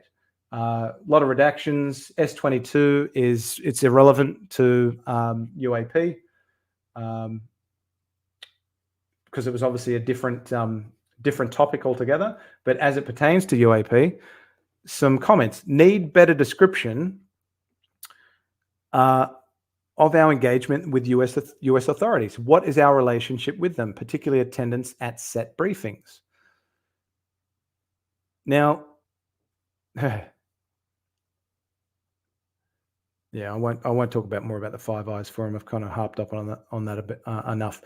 Ensure consistency of assertions in this. Sorry, let me read that. Ensure consistency of assertions in this brief is consistent with testimony noted in the back of the brief. Key argument is that many unidentified aircraft are addressed through routine air traffic procedures. The creation of new procedures to address any unidentified aircraft would need to be of a magnitude to justify the cost of establishing such a system. We do not believe that this threshold has been met. Again, what is the threshold? What would warrant a formal review of current reporting protocols and procedures to incorporate or introduce new procedures to afford men and women of the Australian Defence Force to report observations of or encounters with UAP? Ensure that Dr. Munro at Defence Science Technology Group has a copy of this brief.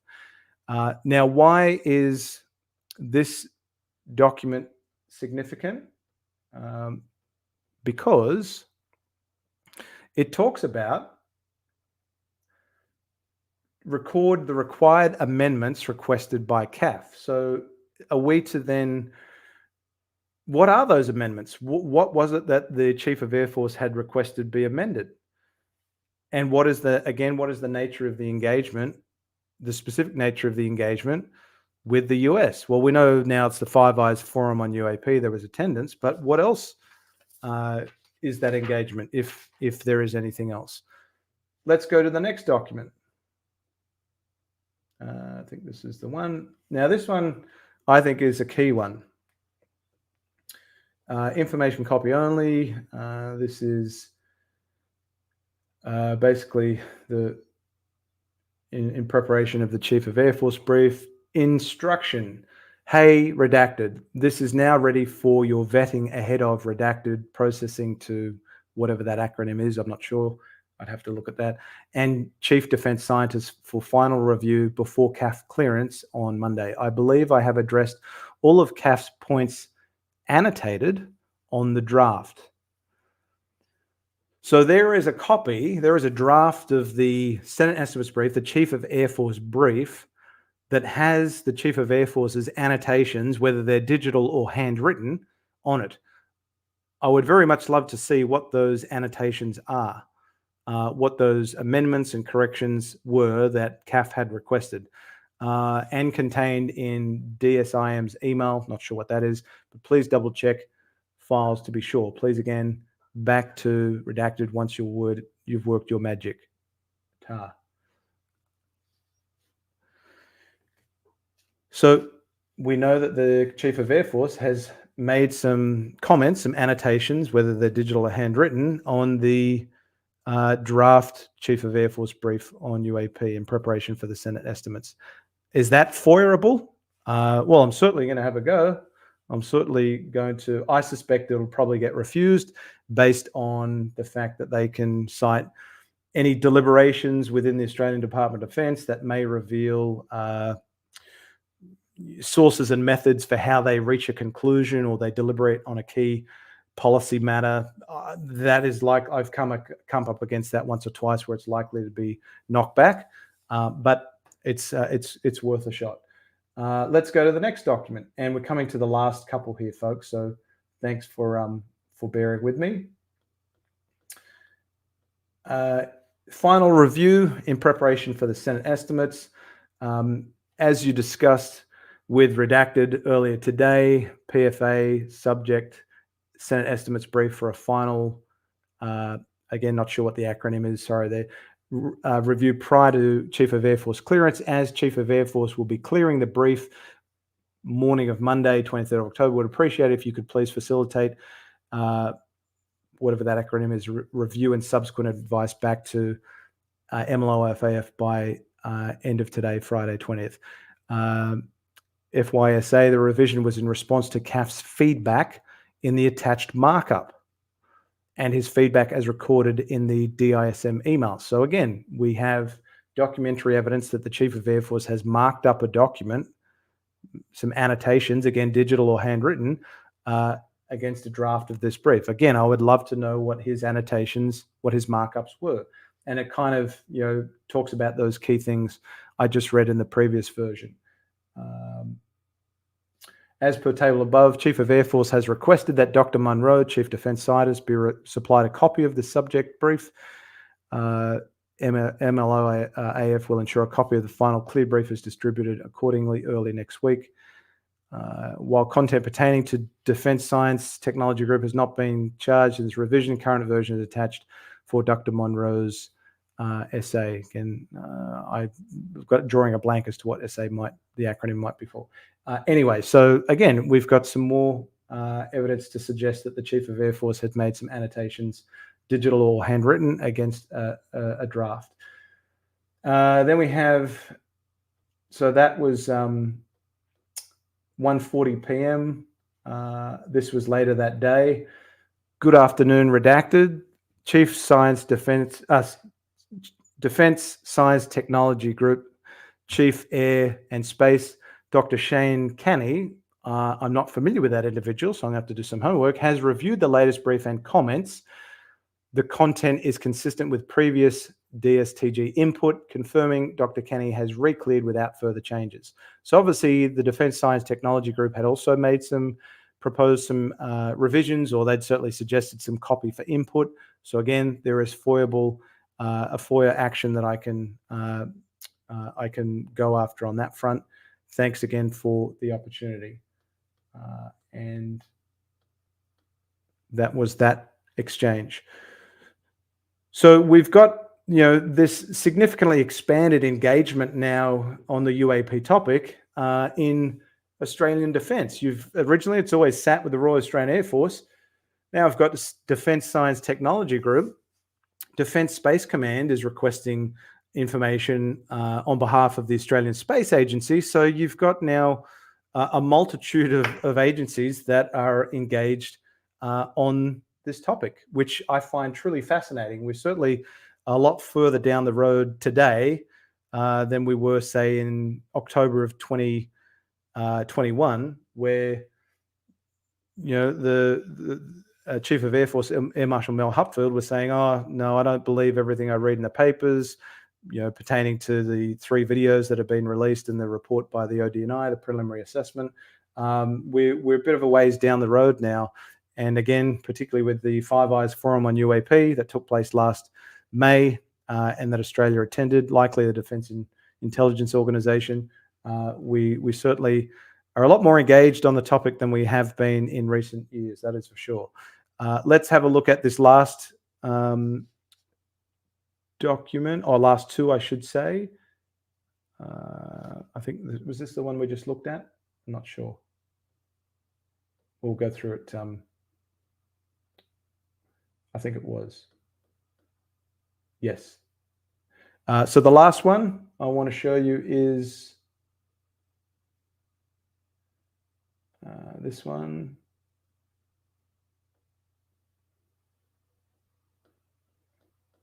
I'm just getting the start of it. So this is it was one of the earlier emails you saw.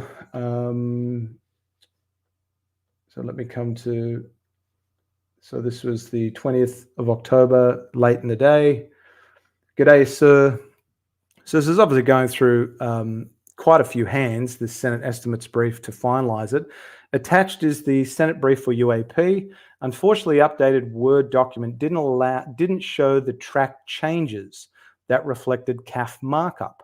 So again, more documentary evidence that the Chief of Air Force has made some annotations, whether it be digital or handwritten. And again, interesting if that's going to be FOIA-able, but I'll may not, but I'll certainly try. I have reviewed the Word document and believe they have been captured, with the exception of the threshold for an isolated reporting mechanism point in the table below. I've added this point in the track changes. Response, minor amendments and attached, cleared in this form, noting, not sure what that acronym is, appears to have the lead. And then obviously acknowledging some adjustments. Cleared review. And then there was this one on the 23rd. So here we have some acknowledgement of the Canberra Times reporting from October. Acronym, sir, many thanks. Redacted, I've updated the subject brief in light of yesterday's Canberra Times reporting. So they obviously included, as you saw in the briefing paper, they included that commentary pertaining to Jamison Murphy's article, and they also got, they included myself and Ross, spelling our surnames wrong, obviously. As discussed, SOCAF is content for this to go through without re-clearance, noting changes are minor. Current version is in PDMS, which is the records management system for CAF's pack in readiness for Senate estimate rehearsal at 11 a.m. So obviously, they try and go through a mock Senate estimates, obviously. So they prep the Chief of Air Force, Air Marshal Robert Chipman, and the Chief Defense Scientist, Tanya Monroe, from the Defense Science Technology Group, to put them through the ringer and throw questions their way that they may get asked in Senate estimates. And this briefing paper is designed to prep them, basically. So just an intriguing document, I think, because it really just shows you now to what degree there is greater engagement within the Australian Department of Defence on this topic. Now, it doesn't really, there's no bombshells, there's nothing really, that would get us overly excited of Australia's, greater involvement or interest in the topic, but at least you can see that they've expanded engagement across the Department of Defence, which I think is pretty significant. So on that note, I'm happy to have a look at some of the comments that have come through, folks, because I do appreciate the comments that you have submitted. Telekinetic commented from earlier, Mick West had valid points regarding the videos themselves, glare rotation, etc. The radar technicians reported those rapid vertical descents, and Fravor's encounter would be critical radar data. Interesting. Again, for those of you that don't have the context for what telekinetic is referencing, do have a look at the at Mick West's video discussion with Marek. It is a really interesting conversation. It's pretty technical, so I had to consult the Oracle Google a number of times, but it's with all of the trolling and vitriol and back and forth bitching on X and social media these days, it was a refreshing change to see Mick and Marek be respectful in their conversation and let each other get their points out. So certainly good evidence that civil discourse is still it's still alive. ADF just has ass kicked. Thank you for your comments, Telekinetic. Great work, Grant, on pushing accountability, freedom of information of our defence and government. Vital work you're doing here. We should all help to build public pressure with you. I appreciate your comments, and I would certainly echo your sentiment. Again, if you want to submit your own Freedom of Information Act request, you can. If you're an Australian citizen or taxpayer, you're entitled to do. You can exercise your right to information. If you want to engage your elected representative on the topic, if you want to engage the legacy media, encourage them to be asking these sorts of questions. So I, a private citizen, am not the one that's doing it. And, legacy media is obviously not going to take notice of just one dude doing a podcast to a small number of folks. The more voices that we can have that engage legacy media and elected representatives on this topic, the better. And before I came on this evening's live stream, I've just put on myself a little sticky note. Now, at least 7 FOIA requests that I can now submit as a direct result of this document that I was able to secure through release through FOIA. So to those that like to bag FOIA and say, oh, it doesn't get you anywhere, it's nothing, this is where I 100% agree with and support John Greenwald Jr.'s comments that FOIA is not the be-all or end-all, but it certainly can reveal some valuable and important breadcrumbs that, like what we've gone through tonight, it kind of gives you a little bit of a better understanding as to now where the mindset of the Australian Department of Defence is going. They're obviously expanding engagement, and they're taking it, I would say, a little bit more seriously than they have in the past. They're still not showing any appetite to implement any reporting protocols or procedures or implement a comparable body to that of AARO, but at least they're engaged on the topic. And we had attendance at the Five Eyes Forum on UAP.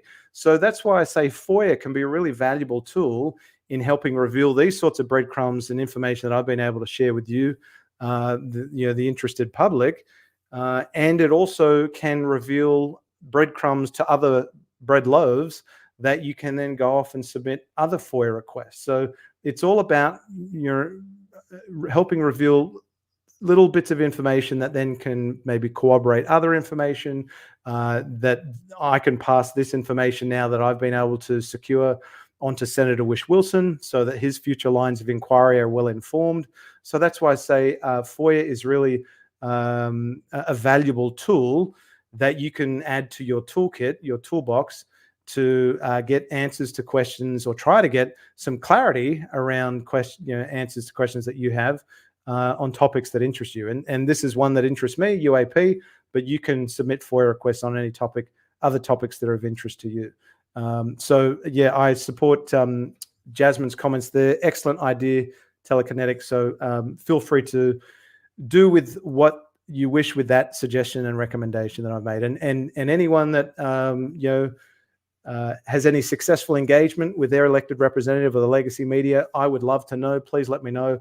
I will be happy to sing your praises and engagement efforts and share that information on social media, so more people, we're able to inform more people that take an interest in this topic and try and get more people actively engaged in the conversation as well. Thanks for your comments, Jimmy. Yes, emails I found them to be very interesting. Thank you for your comments, Erin. Great to see you here too, by the way. So thank you for joining. The paper trails are endless. I mean, this is a pretty significant and sizable document. Again, really just breadcrumbs that we've been able to pull from these documents, but I think there's some important breadcrumbs there as well. Thank you for the heads up on the acronym there, Everett. Much appreciated. ACAUST, Air Commander Australia. Good call. I will remember that one going forward. Jimmy, Dr. Shane Canny completed his PhD in experimental physics at the Flinders University of South Australia in 1997. He joined Electronic Warfare Division of Defence Science Technology Group or Organisation. Interesting. Now, okay. So originally it was the Defence Science Technology Organisation, now Defence Science Technology Group in March 1999 as a research scientist. His work was focused on the modelling, simulation and performance assessment of maritime systems. Interesting. EW, I take it to be energy weapons or electronic warfare systems. I'm not too sure, but thank you, Jimmy, for adding that context. That's helpful. I don't always have Wikipedia at the ready, so so appreciate you for sharing that information. And again, thank you for your reiteration of that acronym before, Everett. Ted, thank you for joining. Appreciate your work. Thanks, Grant. Thank you for your support. Thank you for being here. And yes, thanks, Jimmy. Yes, if you do find this content of value and of interest, over my shoulder, like, share, subscribe. It certainly helps the channel. If you do want to contribute above and beyond the simple like, share, and subscribe, do check out the links in the description below on how you can become a Patreon and join YouTube like our good friend Telekinetic has done this evening. So thank you again for that, Telekinetic. And to your comment, it's great you've demonstrated Australia has increased engagement despite their willingness to confirm. Excellent inquiries in your last couple of episodes as well. John Greenwald makes ground too. Thank you for your support and kind words there. I appreciate it. So that's everything, folks. That is all of the comments that have come through. Chaos the Clown will wrap up with you, my friend. I hit that like button like I want to hit. Oh, no. I like that. I hit that like button like I want to hit that Ashton Forbes. Well, let's not go down that path, shall we? I don't advocate violence, and I'm not going to spend any more energy wasting another breath on talking about Ashton Forbes. Everett, where can I reach you to send the above mentioned Westall interview? Please feel free to, you can follow me on X. My handle is just @GrantLavac. I think my email address probably inadvertently flashed during this this live stream. Don't worry, it's a public-facing email. I don't have any, you won't be able to dox me or anything like that. Hopefully, no one wants to. But an email that I publicly, I'll just put it in the chat. So if anyone wants to reach out to me, I'm very happy to engage with you. It's just grantlavac@protonmail.com. So if you do want to reach out, you can do it on social media. Obviously, I'm relatively active on X, but if you want to reach out via email, you can certainly do that as well. And just make a T-shirt, Grant. There are some hopefully new designs coming to the Unexplained Rundown store in the not too distant future. So thank you, Jimmy, for your you giving me chuckles in every live stream you attend. My good pal Akashi Chris, thank you for joining. It's probably ridiculously early where you are. You're joining from X. Thank you, my friend.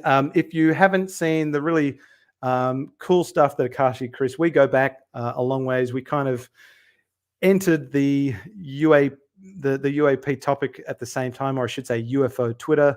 We were both avid supporters of the now defunct Unidentified Celebrity Review, and we would kind of compete with one another on deep faking as many of our favorite podcasters as we could. Do give Akashi Chris a follow. He does a great channel called Mind Forked. Gets a great number of guests. I had the good fortune of being on her show. So Akashi Chris, please feel free to put your channel link in the chat if you wish. I'll be happy to show it on screen. Oh, Jasmine, you don't have to do this. You're already a valued Patreon, my friend, but I greatly appreciate your continued support. You are a great supporter of the channel. So thank you for all of your engagement to date. And I always enjoy corresponding with both you and Jimmy in our Patreon chat. So thank you, my friend, for your valuable contribution. Get that coffee into Akashi, Chris. You probably need it. And yes, I would agree with you, Helen. Mindforked is indeed a great channel, so do feel free to check it out, folks. That is everything from me, my friends. Thank you for taking some time out of your evening, your graveyard shift, your morning, if you're Akashi Chris and our friends from Milwaukee, your day, wherever you are. Thank you again for tuning in to another episode of the Unexplained Rundown.